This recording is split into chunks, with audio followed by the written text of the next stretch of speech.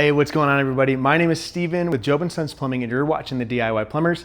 Today's video is sponsored by Plumbers Crack Coffee. You can go to plumberscrackcoffee.com and use code DIY10 at checkout for 10% off your order. Today's video is all about how to swap out these little beauties. These are called fill valves. We're gonna learn how to do it. Let's check out some of our tools. First off, of course, we have our fill valve. We have some of the parts that go in the box itself. Make sure that you pull these out and ensure that all of these parts are in your package before you get started. We also need a full-size channel lock and then something just to simply cut our fill tube once we get to that point. This is just a simple pocket knife, but you can use scissors or anything with kind of a pointed end to it. Let's go. All right, so for this, essentially what we're gonna do is we're gonna be replacing the old fill valve here. Of course, this toilet has no water in it, but in yours you will have water. So a few things that you need to adjust for. This is obviously a setup that we use for some of these videos. This is your supply line. On the end of this supply line, you're usually gonna have a shutoff valve. Turn the water off on the shutoff valve, and then you're gonna reach up and you're gonna put a towel down on the floor or a bucket just to catch some of this water, and we're gonna take this supply line all the way off, just like that. And then you see this nut right on the bottom right here. So what we're gonna do is we're gonna take our channel locks and we're gonna grab it. At the same time, I'm gonna reach up to the top here and I'm gonna hold this valve with my hand and I'm gonna just untwist that nut, just so it becomes loose. And then I'm gonna twist this out. Now keep in mind, you'll wanna have flush this water out of this tank here.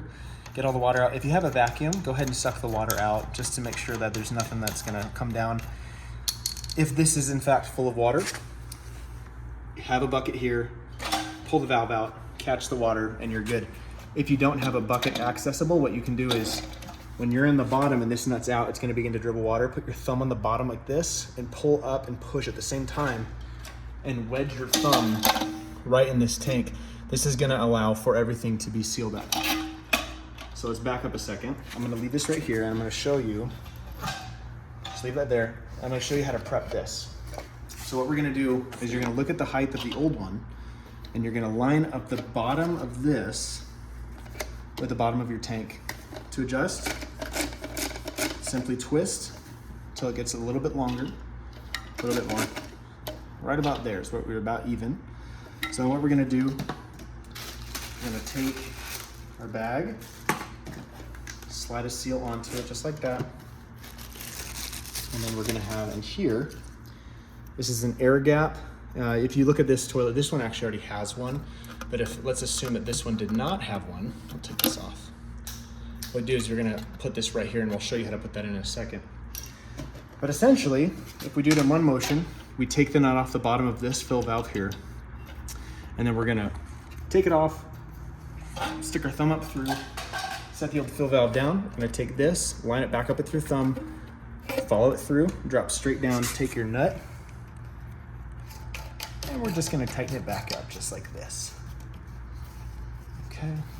I always go hand tight, and then I'm gonna take my channel locks and I'm gonna grab that nut and I'm gonna just give it just a little bit more love, about right there. So we want it tight plus an oomph, about like an eighth of a turn once you're done. Next, what we're gonna do is we're gonna take our fill tube and we're just gonna tie it into the end of our fill valve here, and then we're gonna take our air gap, slide it together, and make our final connection. So now everything's installed, everything should be watertight. Then we're gonna take our water line and we're gonna reconnect it to the bottom of our fill valve, just like that. And then finally, turn the water back on. The toilet will fill. The goal here is that you want to make sure that when this fill valve comes up, that the water stops below the top of this tube. So what we're gonna do, say if I'm overfilling and it keeps on filling up, I'm gonna take this and I'm gonna twist it. Lefty-loosey will drop the tank float, righty-tighty will bring it up. So if it's too high, all I'm gonna do is go lefty-loosey, flush it, let it refill, and when it stops below the top of the tube, we're good. If it is too low, like down here, I'm gonna go righty-tighty to bring it up a little bit more so that way it fills at the proper area. Flush it, let it fill back up at least once, and then you should be good to go. It's that simple. It's nothing crazy. If you need any help with anything, you know where to go. Thanks for following along, and don't forget to like and subscribe. We'll catch you in the next one.